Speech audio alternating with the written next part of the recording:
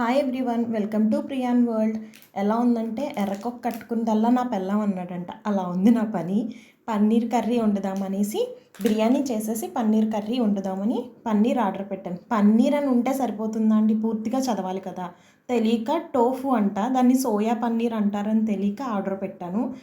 అది కర్రీ అంతా అయిపోయాక నోట్లో పెట్టుకున్న ఒక పన్నీర్ ముక్క టేస్ట్ చేయగానే అసలు నాకు ఫ్యూజులు ఎగిరిపోయినాయి. దీంట్లో మళ్ళీ ఇంకో ఘనకార్యం ఏంటి అంటే పేస్ట్ వేసేటప్పుడు పన్నీర్ కర్రీలో గ్రేవీ కోసం మిక్సీ మూత పైకి తన్ని మొత్తం ఇల్లంతా చల్లేసింది. పైన ప్రస్తుతానికి క్లీన్ చేసేసానండి. ఇల్లంతా జిడ్డు కింద అయిపోయింది అది పడి. తర్వాత ఈ పన్నీర్ ముక్కలు ఒక్కొక్కటి తీసి వాటర్లో వాష్ చేసి ఇలా పక్కన పెట్టుకున్నాను. ఆ తర్వాత వీటితో ఏం చేయాలని తర్వాత ఆలోచించాను. ఆ రెసిపీ కూడా మీకు త్వరలో వస్తుంది. అండ్ పోతే పోయింది కానీ పన్నీర్ నిజంగా చెప్తున్నాను, ఆ మసాలాకి వంకాయ వేసి వండినందుకు ఎంత బాగుందంటే కర్రీ చాలా చాలా టేస్టీగా వచ్చింది. అండ్ నా ఛానల్ ఎవరైనా సబ్స్క్రైబ్ చేసుకోకపోతే ప్లీజ్ సబ్స్క్రైబ్ చేసుకోండి. Thank you for watching.